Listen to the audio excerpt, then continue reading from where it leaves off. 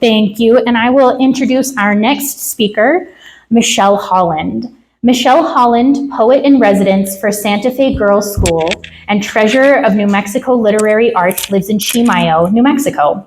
Her poems can be found in literary journals in print, online, and most recently anthologized in the 2023 New Mexico Anthology of Poetry from UNM Press and the Common Language Project Ascent. She has 2 book-length collections of poetry, Chaos Theory from Sin Fronteras Press and The Sound a Raven Makes from Tres Chicas Press, New Mexico Book Award winner. She retired from over 35 years of teaching and has been a volunteer tutor at RAALP for the past year. Michelle led the final storytelling workshop with the Hey Bun form to combine story and poetry. Thank you.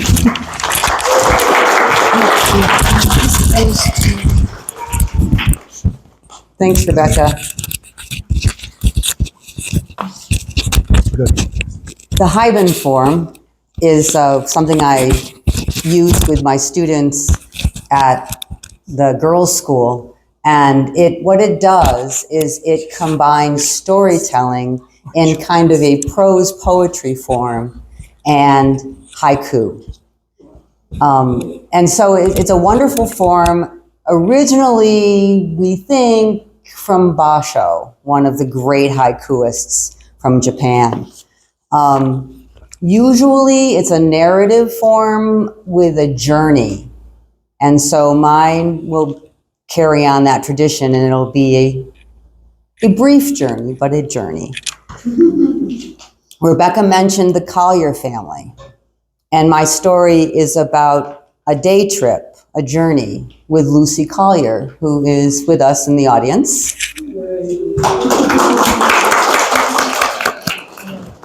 To see the crabapple trees in bloom.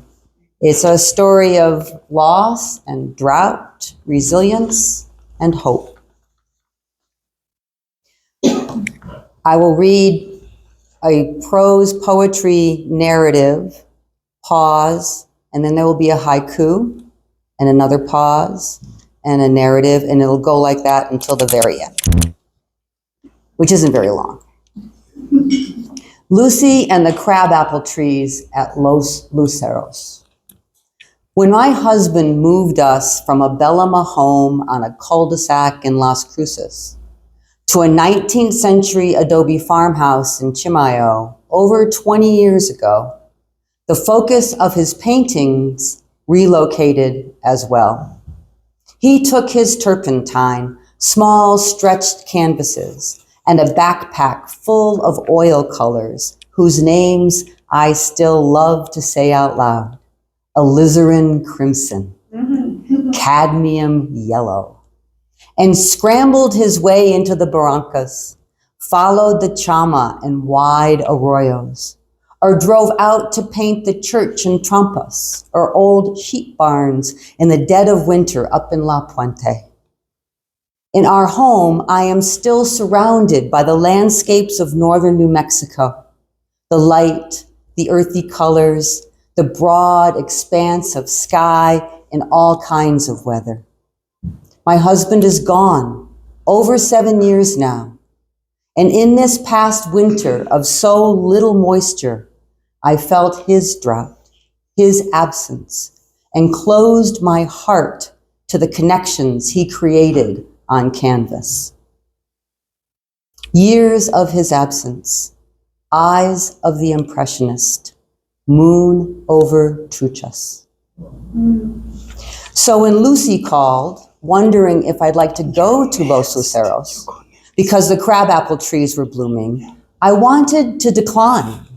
I had a day planned, but something in her voice prodded me to say yes, of course. Let's not miss the annual spring flourish, despite our grief, an opportunity to embrace the tenacity of the land and its ancient trees. Lucy sensed my hesitance, insisted the time is now, because the blooms would be brief in this drought. Let us be witness to the crabapples in all their glory at Los Luceros, as if that were a thing.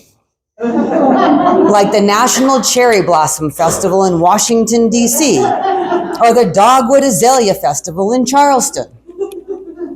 I picked her up at her home down one of the windy back roads in Chimayo, just minutes from my own windy dirt road, and off we went. As we passed through the main gate of Los Luceros, the Acequia Madre, wide and winding through the orchards and fields, greeted us, empty, stark in its utter dryness. There should be water. The centuries-old apple orchard should be ready to burst into bloom. Instead, the branches looked winter bare, the ground gray and dusty. Apple orchard dry, language of dust, bare branches, endless, empty sky. The whole afternoon of brilliant sun and such dry, dry earth under the apple orchard became the history of love and mothers, love of place, the embrace of loss.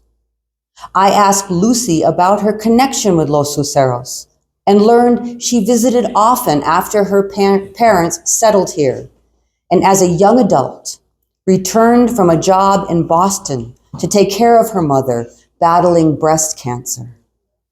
Lucy knows this place like home.